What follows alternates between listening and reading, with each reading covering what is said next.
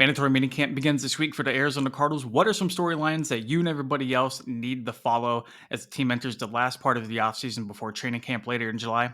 Let's break it down.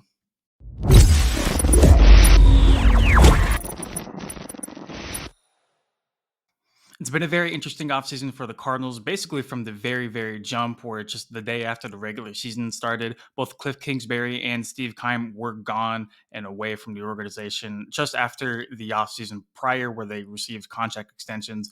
Both of them out of the picture entered Jonathan Gannon and Monty Ossenfort, a very fresh breath of air for the Cardinals. It's been a tumultuous offseason just in terms of storylines, headlines, rumors, speculation, and all the other good stuff. The good news is that football is quickly approaching. The team had voluntary workouts, OTAs, and now obviously mandatory minicamp coming up right here. There's a couple different things I'm looking for personally. I want to see who's going to step up in that wide receiver room after DeAndre Hopkins steps out officially after being released from the team, and who exactly is going to step up along the offensive line to fill that center / maybe even a guard role or two, depending on how the team does view Paris Johnson. But here are the three things I am watching as mandatory minicamp gets underway.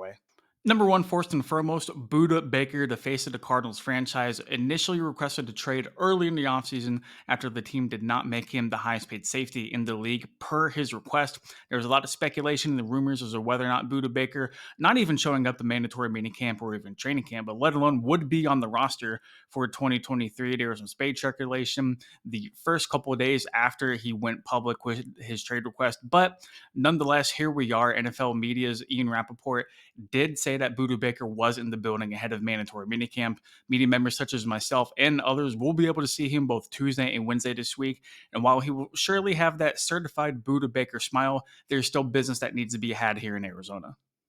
Baker has 2 years left on his contract with no guaranteed money. And while he is up in the facility, very happy to be there with his teammates, he's still looking for that financial security that he desires at 27 years old, looking to maximize on one last contract before he hits that dreaded age of 30. It's going to be up to him, his representation, and general manager Monty Ossenfort to find that middle ground where Budda Baker can still get a little chunk of change while the Cardinals, while going through a rebuild, do not overpay for somebody at his position. We'll see what happens. I don't expect anything to divulge either way from either side. It looks like Budda Baker will be there for training camp as well. Mandatory minicamp is only 3 days, in fact. But nonetheless, do not take your eyes away from the situation. Budda Baker is still looking to get paid, but at least he's showing up. Number two, what will this Arizona Cardinals defense look like under new head coach Jonathan Gannon and defensive coordinator Nick Rallis? Both hailing from Philadelphia, both utilizing that 4-3 defensive system. Nobody really knows what to expect either from a base defense situation, although most teams do run nickel anyways, or what certain roles are going to look like. Zaven Collins is working with the outside linebackers. Is that a permanent role? Is that just a versatile role? Think Micah Parsons with the Dallas Cowboys, where he can flow either inside or outside. Isaiah Simmons working with the defensive secondary. What is that going to look like?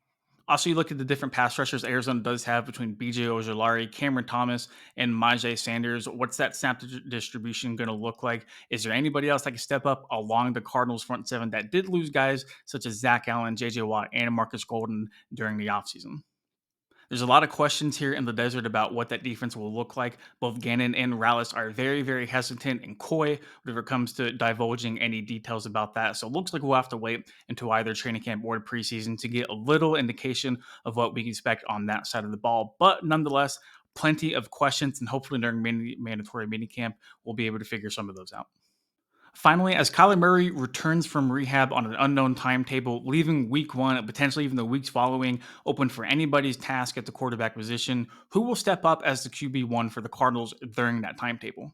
Currently on the roster, you have people such as Colt McCoy, David Blau, and Clayton Tune all could potentially take that starting quarterback role, although as of now, it looks like it's Colt McCoy's job to lose.